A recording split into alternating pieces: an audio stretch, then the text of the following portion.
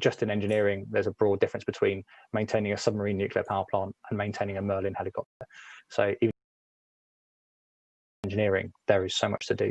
Then once you've picked your subset, you then, if you want to focus into policy, if you want to focus into operations, if you want to focus into personnel, want to focus into in-service support or acquisition, then other world of specialisms you can go into. So there's plenty of options. The opportunities in the Royal Navy are endless.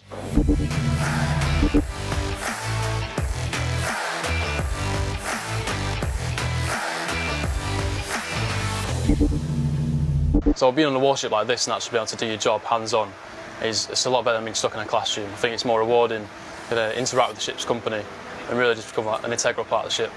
As a marine engineering apprentice in the Royal Navy, you have to be prepared for the unexpected. We can be working anywhere from the galley to the engine space to the ship's control centre. We check oil pressures, fix equipment and anything else that needs working on ship. I chose to become a weapons engineer because I'd had experience at college doing electrical installation, and from looking online I found out this job was hands-on with electrical equipment. So the aim of the ETS is to grow our future generation of marine engineers and weapon engineers on an advanced apprenticeship scheme, rather than going through the normal channels that we have to offer in the Royal Navy. Being an apprentice on a warship is a lot better because you can be more hands-on with the technology you're working with. You can understand the systems that you're working with more, whereas you don't get to feel the same way when you're working in the classroom. Since joining the Navy, I've achieved an MVQ level 2 in marine engineering, and I'm looking to achieve an MVQ level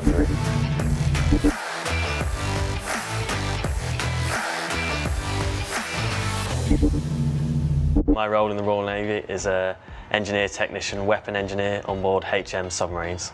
My role on board a HM submarine at sea would be a 6 hours on, 6 hours off shift pattern. I work as part of a forward staff routine, so there's myself, a weapons engineer, and marine engineer work together.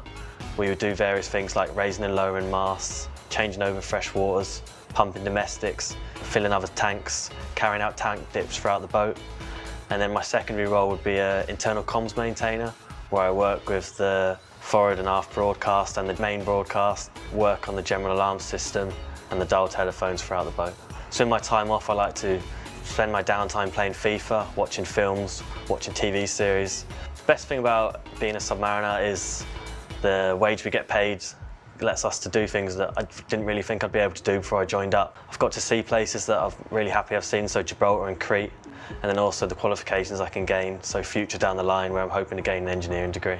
As well as the engineering qualifications I've gained, I've also done a basic leadership qualification, where I've spent time on Dartmoor doing walks, and then we do leaderships where we're given briefs, tasks, presentations, which has helped develop my confidence and my ability to speak in front of groups of people. I feel that being a submariner differs from being on a surface ship because you feel more part of a team. We're all awarded dolphins and we all know that we've put the time in and the hard work in, and it's all really, a lot of it's self-assessed, so we teach each other and we pass down our experience for each other.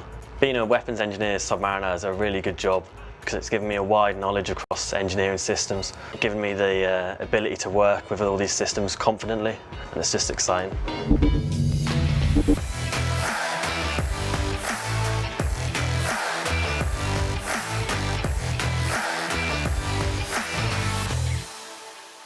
So I've been in the Navy now for about 4 years, just over 4 years, and my current role is leading engineering technician submariner, weapons engineer on the UK's nuclear deterrent submarines. So the typical working day as a submariner is never the same really. There isn't such a thing as a typical working day. But when the boat's alongside on base, the working day starts at 8 o'clock, usually finishes around 4 o'clock in the afternoon. And there'll be maintenance to do on the equipment that I maintain, routine sort of updates. It's a software-based system that I look after. However, I also look after the hardware as well. So really just whatever's happening with my equipment, I'm there to sort of deal with it. There's always like a set amount of people on board overnight. It's called the duty watch, and if you're duty and part of the duty watch for that 24-hour period, then there'll be various things happening throughout the day. There'll be training exercises, there'll be briefs that you need to attend. My job specifically alongside as part of the duty watch is duty to a senior rate, so if there is any kind of incident on board, then I will close up as part of the tech cell, and we will take reports in of what's been happening, any electrical isolations that have been made, hatches that have been shut, and any sort of damage control information will generally come into the tech cell first in an instant. And we practice that, so we have exercises where we practice that when we're alongside. At sea, the working day is a little bit different. My department specifically, or certain other departments in the forward part of the boat, will work a 6 hours on, 6 hours off system. During our 6 hours on, we're on watch and effectively available for any issues that arise with my equipment. And also the UGAS scheme, the undergraduate apprenticeship scheme, which is the scheme that I joined the Navy with. I was lucky enough to be selected for that. Basically, that entails an 8.5-year contract, of which the first sort of couple of years you're sort of classroom based, and then you'll generally join a submarine, get your submarine qualifications, qualify as a submariner, and then you join as a leading hand, which is one rank above what you would normally join the Navy as.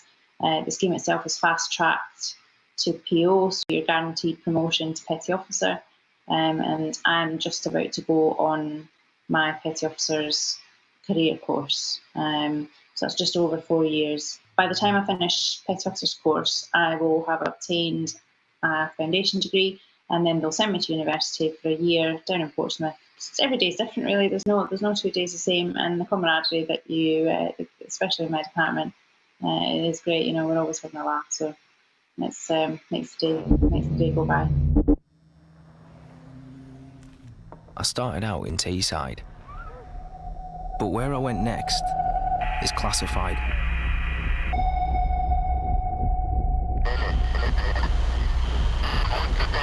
I've trained on kit that doesn't officially exist, completed missions that never happened, and been places you won't find on a map.